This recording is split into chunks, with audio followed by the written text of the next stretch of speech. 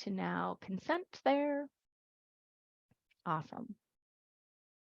Welcome everyone to this Bliss Talk. I am Krista Hammerbacher-Hoppola.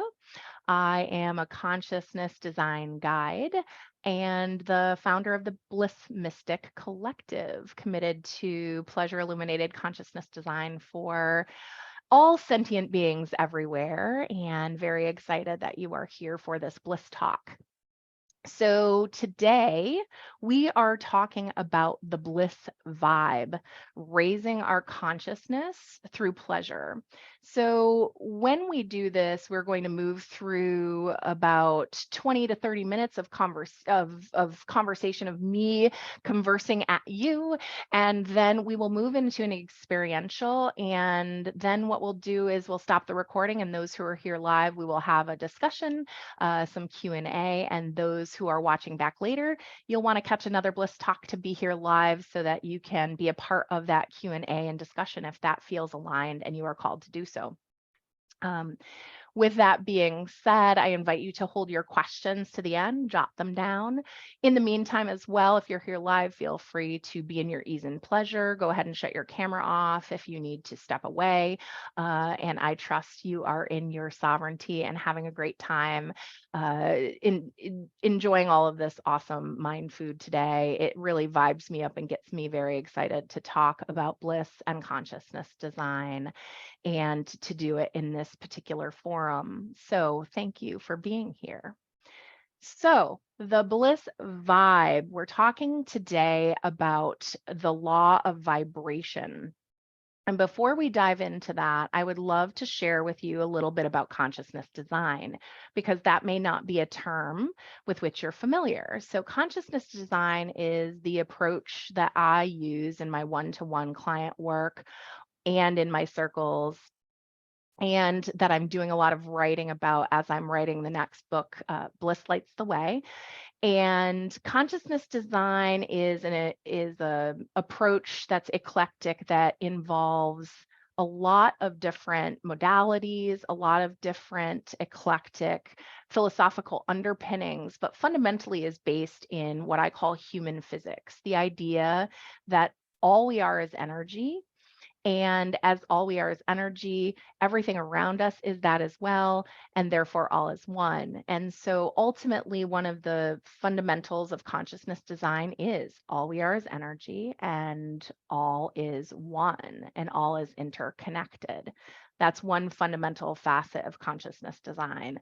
Another fundamental element of consciousness design is that it's built into the word design. We can design, we can shape through the direction of that energy by activating our consciousness, by moving our consciousness, by creating a particular vibration through our biological system, through our emotion, through the biology of our electromagnetism, of, the meat and bones that's here, that is just energy, but also the recognition that because all is interconnected, our vibration is fundamentally all that matters when we are creating. And we're going to talk more about that in particular today.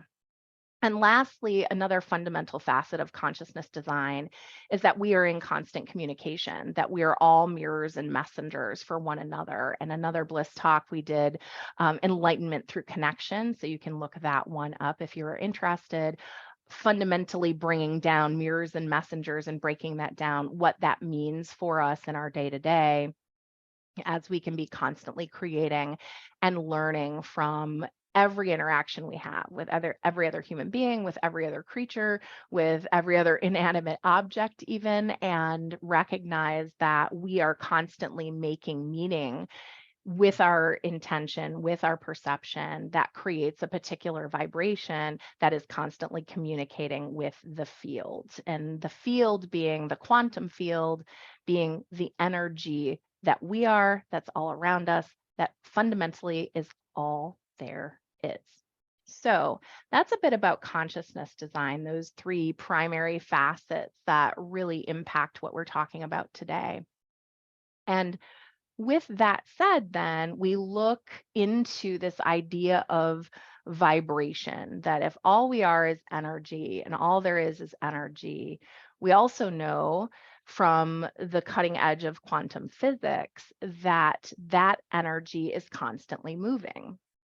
It's constantly vibrating. And I want to read a quotation to you from the Tao of Physics, which I love, because when we bring in these really edge pushing quantum realities, we recognize that we're really starting to get into these deep questions about spirituality, about intentionality in our consciousness, that there's almost this wraparound effect of, wow, we've really arrived at a time where the law of vibration isn't just something out there that science finally has answers for, because fundamentally there are still answers that aren't illuminated yet, and we're in acceptance of that. And yet this is reflected, all of this is reflected in many ancient spiritual texts. So the wording may have been different, the semantics are there that aren't so scientific but are more poetic, yet we're talking about the same phenomenon. So I want to offer this quotation from the Tao of Physics. It's a long one, about the law of vibration. The exploration of the subatomic worlds in the 20th century has revealed the intrinsically dynamic nature of matter. It has shown the constituents of atoms, the subatomic particles, are dynamic patterns which do not exist as isolated entities, but as integral parts of an inseparable network of interactions. These interactions involve a ceaseless flow of energy manifesting itself as the exchange of particles, a dynamic interplay in which the particles are created and destroyed without end in a continual variation of energy patterns, vibration. The particle interactions give rise to the stable structures which build up the material world, bodies included, which again do not remain static, but oscillate in rhythmic movements. The whole universe is thus engaged in endless motion and activity in a continual cosmic dance of energy. So that's a beautiful poetic way to encapsulate where we are with quantum physics, which is all there is energy. It's all interconnected, and it vibrates at particular rates or a particular type of movement. And fundamentally, that is the communication. That is the language of our universe, of the field, is this vibration. So what then happens when we recognize that everything is constantly dynamic, everything is in vibration, and everything is connected? It's mind-blowing. It's mind-blowing. And we say to ourselves, wait a second, no, I'm just like I'm a bag of meat and bones and water. I'm over here, I just walked into the desk earlier and bruised myself. The desk is clearly there and seems separate from me. And that's true in a particular way. It's true in our perception. It's all a perception from a human vantage of energy interacting with energy. And so when that happens, then we have this illusion of separation. We have this illusion that I'm here, you're there, the desk is here, the bruise is here, and it seems all separate. But when we really look at the science, we recognize that the fundamental building blocks of everything in the universe, everything in the field, when we look close enough and deep enough, is actually tiny particles in mostly empty space. Yeah, we are mostly tiny particles and mostly empty space that is constantly in motion. And when we recognize that illusion of separation, when we recognize all we are is energy, we have this moment of also noticing that our understanding, our perception of our world right now is very influenced by a different kind of physics, the Newtonian physics, the cause and effect physics, the physics that actually reinforces this illusion of separation, that if I push this, then it will move. So I have to make a physical action to push a boulder and then it will roll downhill. It will obey these particular laws of physics, the Newtonian laws, cause and effect, physicality. What we know now is that science, while on its face still applies, is actually obsolete. It's not the foremost thinking of quantum physics because we didn't have the tools at the time. I mean, if we're thinking about, Newton sitting under the apple tree, as we know, okay, well, we've got a tree and an apple and a force that he didn't know, and it hit him on the head, and science of the time.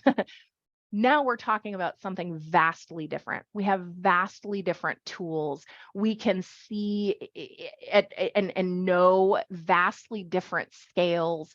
We can explore this other world, this quantum world that is our world with the tools that we have now.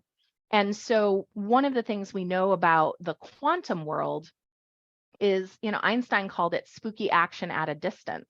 The word spooky, this idea that even Einstein, which many of us turn to as, an anchor in the world of physics that we understand, that we call upon, the truly the the wild imaginative person who first understood this and created um, amazing equations to show us that this is true, couldn't explain certain things. Spooky action at a distance, this idea of quantum entanglement. So you may have heard quantum entanglement, this idea that there's a particle here, there's a particle here. They were at one time observed to be connected, but were separated, but have no connection, can be distances apart, miles and miles apart. At one point, one of the experiments was 27 miles apart, and a force was applied to one of the particles, and the other particle, without delay, spontaneously began that same movement. So we say, okay, so I can understand that there can be causality for the movement of this particle, but how did this particle start to move in the same way? There's no apparent cause there when we look at Newtonian physics. It's acausal and it's non-local, meaning it happened way over there. And the way over there continues to grow.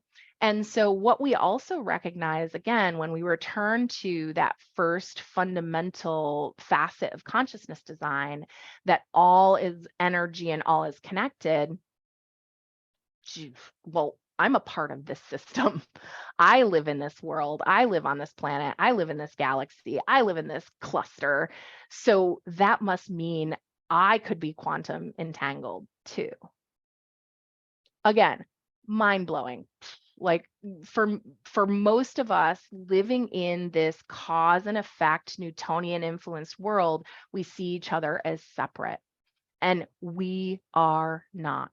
So one of the things we need to do when we harness the law of vibration to raise our consciousness as humans perceiving in this world perceiving this illusion of separation, we have to overcome that separation first and foremost to even have an intentional impact through our vibration, because we have to believe it. We have to understand that when we choose to design our vibration through consciousness design, that it's having an impact, because fundamentally that is belief is underneath focusing our intention. If we're not really in it, it's hit or miss. It's, when you've got one foot in, when you're kind of sort of there, the impact isn't the same. So the first invitation I have for you is to consider really living and breathing into the fact that we are only energy and it is all interconnected, that is all constantly in motion. And that we are constantly in communication with the field, with everything around us. We are the energy, and just by nature of our existence, we are communicating. But for most of us, we're communicating unconsciously. We're communicating with the field in a way that's status quo, that's autopilot. We're at the front of the plane, we hit the autopilot button, and we're just napping. We're just like, all right, whatever's coming through is coming through, and this is fine. Wherever I'm going is fine. And so my next invitation to you is to really not just overcome this illusion of separation, but also to recognize that even if you're not harnessing, designing your vibration, that you are constantly in communication with the field. And the field is in constant communication with you. And so when we're doing that unconsciously, when we're not in belief, when we're not focusing our intention, we're leaving a lot of power on the table. We are along for the ride in our own lives. And that is where the bliss vibe comes in. When we're looking at the law of vibration, we want to harness this in consciousness design to allow for the most triumphant and joyful story that we can create through our vibration. And so when we have that belief, when we overcome the illusion and separation, when we focus that energy through recognizing we are constantly communicating, that our vibration matters, we can then bring that belief and that intention to then bring focus, to move that energy in such a way that matters to us, that matches the perception that we're trying to create of ourselves and our lives. And for many of us, when we think about that, we feel like sort of we're along for the ride. We might have these deep emotions and we say, well, I'm just in this particular state today because this thing happened. We are in a state of separation. We are letting what's happening in the external world dictate our vibration. We're along for the ride. And so my next invitation to you is to become a vibrational engineer, self-sourced from within. And when we do that, we see what's happening in the outside world separate from us. But when we overcome that illusion of separation, when we harness our ability to direct our energy by creating a higher vibration out of lower vibrational energies like sadness or despair or grief or guilt or shame, when we notice those lower vibrational energies, when we're really harnessing being a vibrational engineer, we can take those lower vibrational experiences and see them as friends, as allies, as a tap on the shoulder to say, oh, now's a great time to raise your vibration. Now's a great time to become less dense and constricted in that lower vibration. Just like if, ice changes from ice to water to steam with increased energy, you can raise your vibration as well. That's a state change. And a state change happens, we are only energy. So when you're in that human state, that human perception of lower vibrational states, no guilt, no shame, no self-judgment, just notice and say, oh, this is an opportunity to raise my vibration. This is an opportunity to become a vibrational engineer.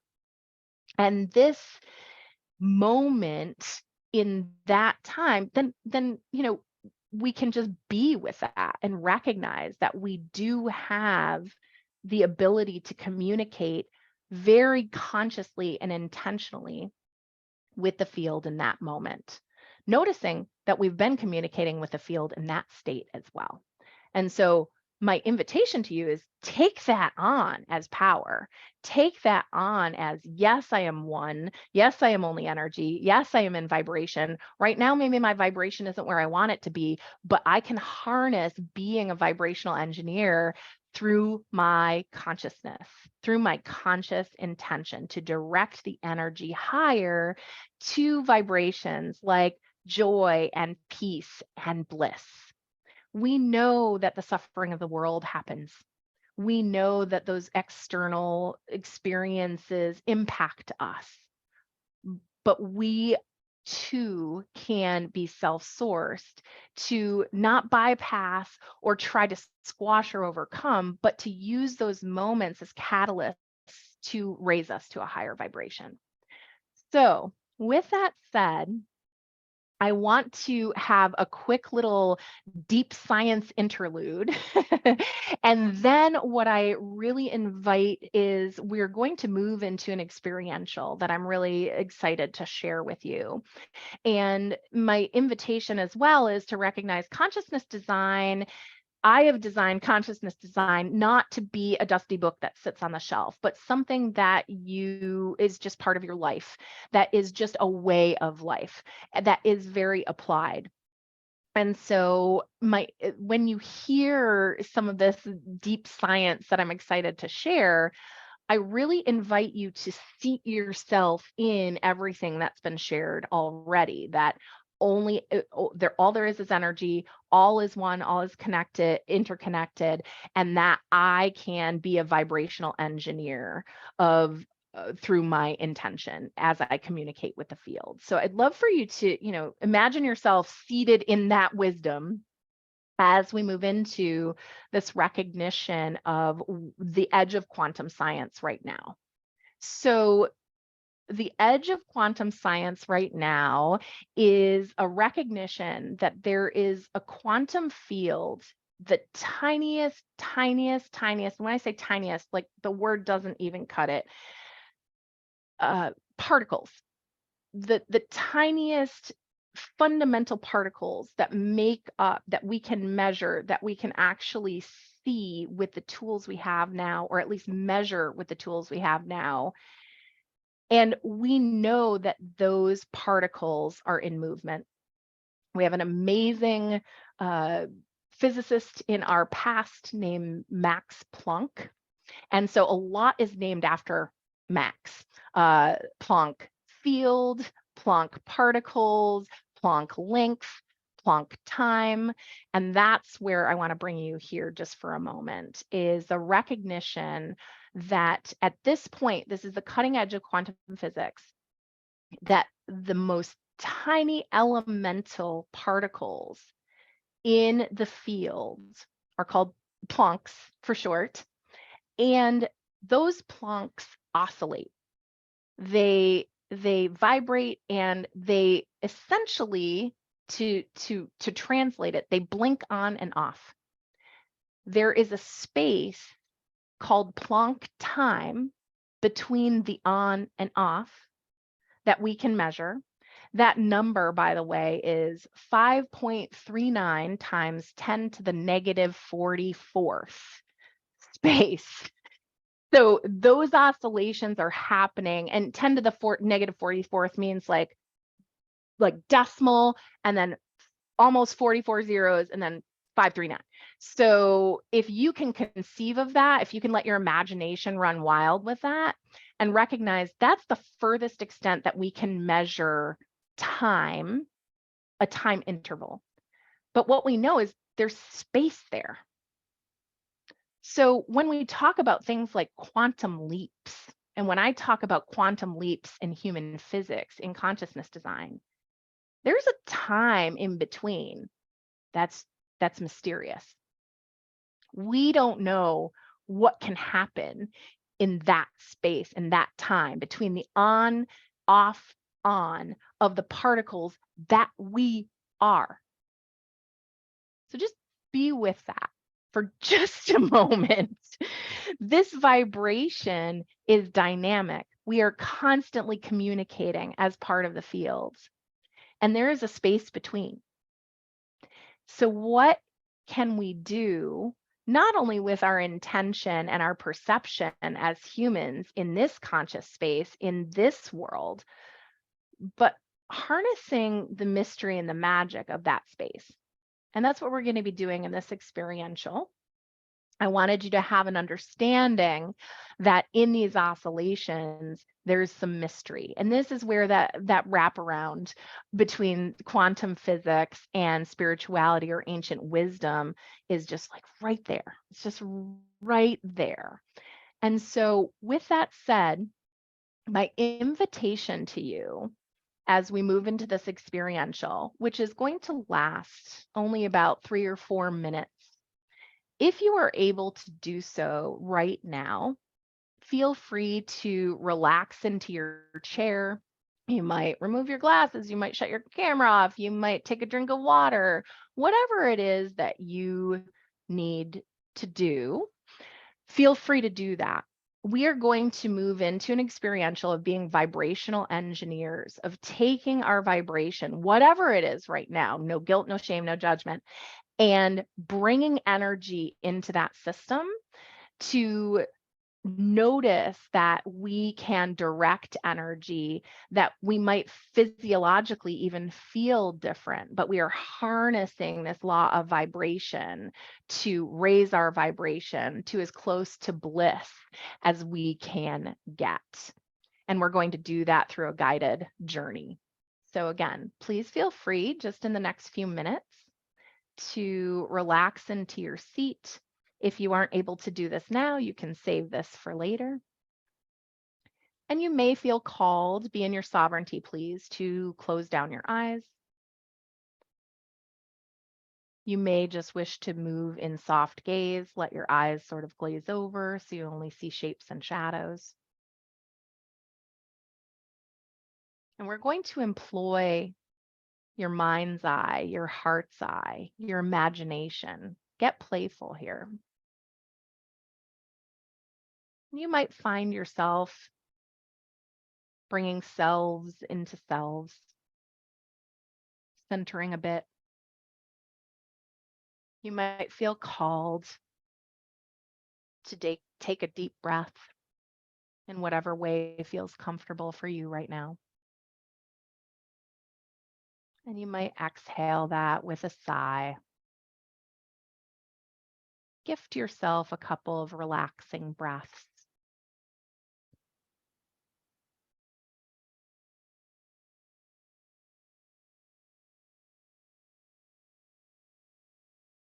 And now let's go on a journey to your inner world. In your mind's eye, in your heart's eye, in your imagination, bring your awareness to your heart. You might feel it beating in your chest, your particular rhythm in the dance with this field. See your heart. Visualize it. It might be completely anatomically correct. It might look like a cartoon. Just see it.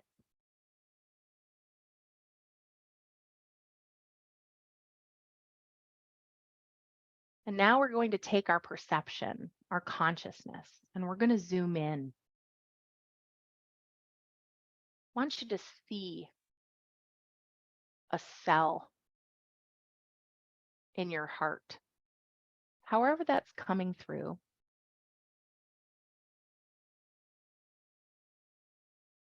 And you look around and you see other cells.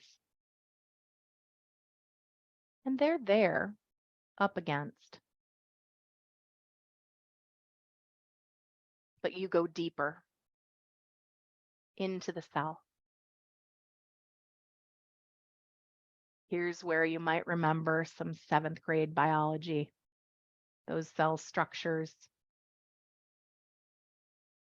Just looking around in this cell in your heart.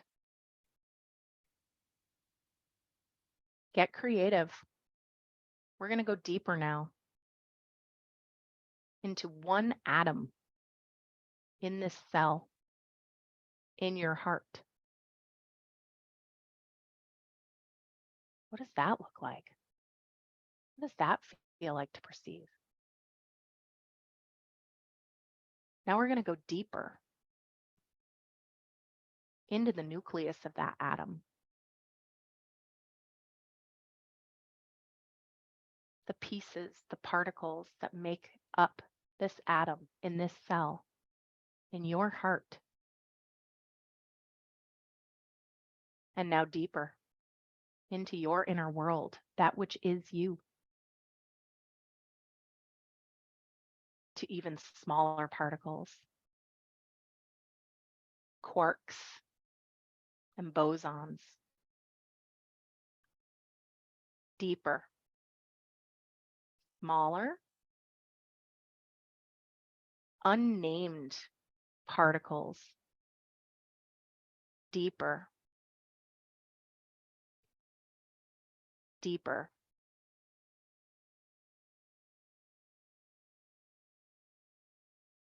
And now your awareness is in the field.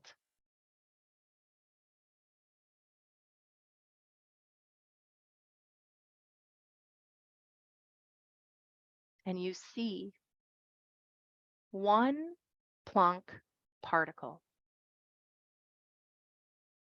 in the distance.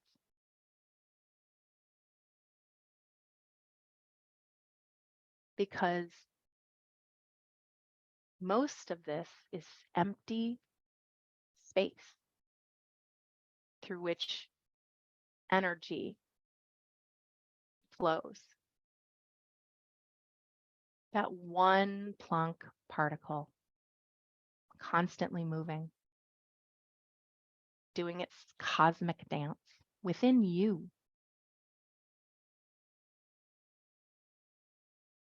And now,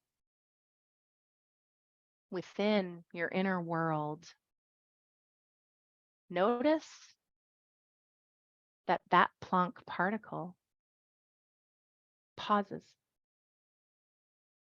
Time stops as we perceive it.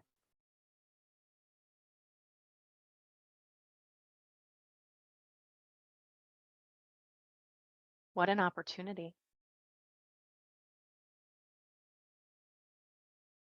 Now, in your awareness, notice gratitude, joy, appreciation for life. You might notice a memory that brings you those feelings. Feel it deeply, amplify in the space between. The bliss of this miracle of existence. Party with it. Feel it. Grow it. With every breath. Raising your vibration in the space in between.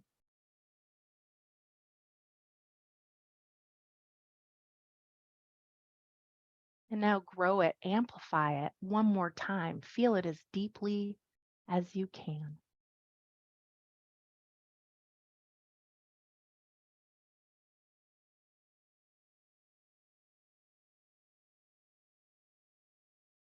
Now, in this higher vibrational state, notice that plunk starts to oscillate again. And you feel yourself zooming outward with fun, with exhilaration, with ease. And you see the quarks and you see the nucleus of that atom, and you see that atom, and you see that cell, and you see those cells, and you see your heart. And then you perceive yourself in a very different vibration than perhaps when you entered this journey. And when you're ready, when that journey to your inner world feels complete for you, you might find yourself wiggling your fingers and toes. You might feel like you need to take a deeper breath. You might look around and remember, oh, this is where I am. This is where my perception lies right now. Beautiful, beautiful journey. Thank you. Take a drink of water, whatever it is that you need to do to feel in your sovereignty and ease again after that journey. Consciousness design is quite a ride. And with that, I'm going to bring this part of our experience to a close. So if you're here live, please do stay for a great conversation about the bliss vibe, raising our consciousness through pleasure. And thank you all for being here. If you are interested in more consciousness design mind food, you can go to the Bliss Mystic universe at theblissmystic.com. You can also follow the Bliss Mystic Collective at the Bliss Mystic on Instagram. And I am so grateful you are here for this consciousness design journey today. Thank you all so much, and be blissful.